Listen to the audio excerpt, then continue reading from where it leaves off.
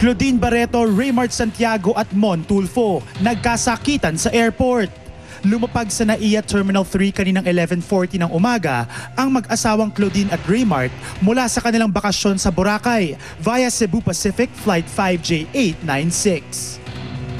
Parang from Boracay, hindi ba na kami dito. Pagdaba namin dito, wala yung mga bagahe namin. Nag-aantay kami. Naghihintay kami na wala. So sinabi na, bakit hindi nyo na naman sinabi? Pinaalam lang sa amin, mga pasahero, na wala kaming bagahe na bago kami umalis. Who gave you the right na parang magdesisyon na hindi ikarga yung bagahe namin? May mga importante kaming gamit doon sa bagahe namin, di ba? Nasa nasabing airport rin ang batikang radio personality na si Mon Tulfo na isa raw sa mga nakasaksi sa di umanong pagwawala ni Claudine sa airport.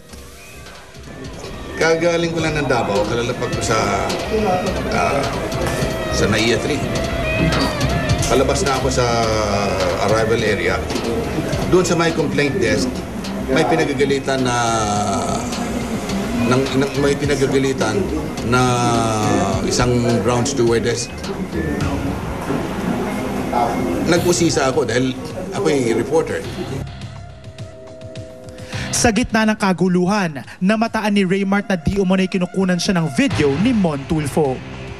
Dinuduro-duro niya, sinusulot-sulot niya sa mukha yung babae na napapaiyak. Kumuha na ako ng litrato. Tapos gusto ko sanang sabihin sa kanya, lalapitan siya na huwag naman ninyong gawin yan. Dahil yan ay maliit na tao naman yan eh. Hanggang sa ito, siya, nag-video. Ngayon, happens to be at the airport? Yes, oo. Airport? Sa Terminal 3. Oo. So, sabi ng friend ko, Raymart, na may nag-video ata. Sa akin, parang personal complaint na din, okay na rin. Pero sabi ko, bakit para ano pa, diba? So, nilapit ako, sir, ano po yung ginagawa niya? Isa sa kanila, pilit na kinukuha yung aking cellphone. Hindi ko binibigay. Doon nag-umpisa yung away. Biglang sinuntok ako. Sinuntok siya. Dito na raw nagsimula ang nasabing pisikal na enkwentro sa pagitan ng kampo ni Raymart at Mon Tulfo.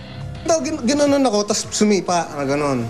Siyempre, lalaban din ako, di ba? Kasi hindi ko alam kung sino siya. Yun, tapos lumapit na yung dalawang friends namin kasi pahulog na si Raymart. Tapos bigla na lang siya nag-amok. Sinuntok na lang yung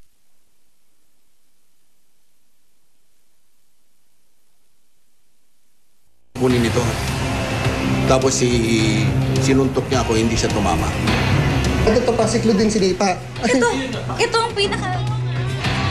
Alright mga kapuso, ako nakakaloka yan. Baka i-update po namin kayo next week para sa tungkol sa nasabing issue na yan. We will have more of the statements between Raymart and Claudine and Mr. Tulfo. So as the staff of NAIA Terminal 3, maski yung staff na yun nung di umano'y kinukumpronta ni Miss Claudine Barreto, pati na rin ang ilang mga kaibigan ni Raymart at ni Claudine na sangkot di umano sa pambubugbog kay Mr. Mon Tulfo. Pati na rin po ang video na nasabing kinuna ni Mr. Tulfo at ang punto ng insidente next week. Celebrate our anniversary.